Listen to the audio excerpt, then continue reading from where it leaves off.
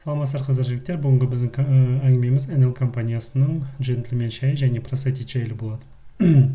Бірінші простатит жайлы кішкене айта кетейік.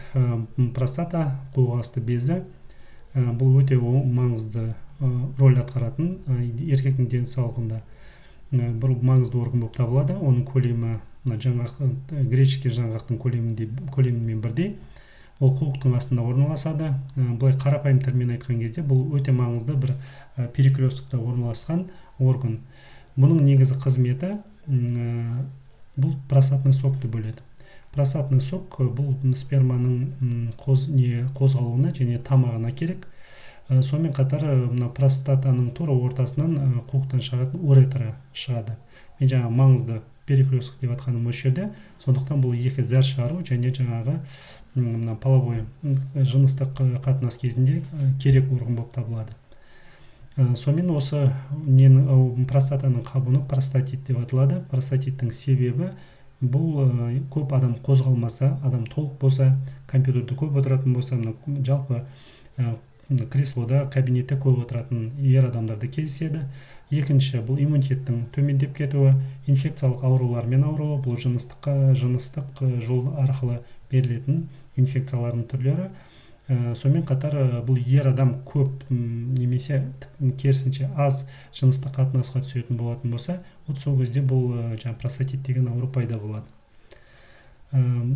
Қандай белгілері бар? Бұл көп белгілері, бұл кіші дәретке барған кезде бұл ашту, қышу, каналдың жыныстық мүшенің басының мұздауы, аяқтың ортасының мұздауы, мынау мошонка дейді ғой, аяқтың ортасының ауырсынуы, кіндіктің асты қуығын көрсетіп, кейде сондай ауырсынулар болады сезімі. Сонымен қатар бұл эрекцияға қатты әсер. Сондықтан бұл жыныстық өмірге ер адамның бұл қатты әсер етеді. Бұл негізі жақсы нәрсе емес, өйткені ер адамдар кейде депрессияға түсіп кетуі мүмкін. Енді бұның емделу жолдары әртүрлі. Соның бірі бүгінгі мен қарастырып отырған NL компаниясының джентльмен шайы. Бұның құрамын қазір көріп тұрсыздар. Берде иван шай бар, имбир бар, красный корень бар. Бұлардың әрқайсысын жеке-жеке айтудың негізі қажет жоқ. Бұлардың барлығы жеке түрінде, мысалы красный кореньнің өзін жеке алатын болсақ, болмаса имбирді алатын болсақ, бұлардың барлығы ер адамның күшін арттыруға баяғыдан қолданады. Барлық халық медицинасында, мына Қытай медицинасында өте көп қолданады. Бірақ бұлардың бәрін бір жерге жинаған кезде бұлардың әсер ету эффектісі күшейтеді, бір-бірін күшейтеді. Сондықтан бірін қалай ішеміз? Күніне бір пакеттен күніне бір рет 20 күнге жетеді. Бұл қатты қайнап тұрған суға бұны құямыз, саламыз пакетті, 20 минутта ол демделеді. 20 минуттан кейін алып ішуге болады. Бұны ішкеннен кейін ер адамдарда біріншіден шаршағыштық басылады, екіншіден ауырсыну сезімі, кіші дәретке барғанда ашыну сезімі басылады.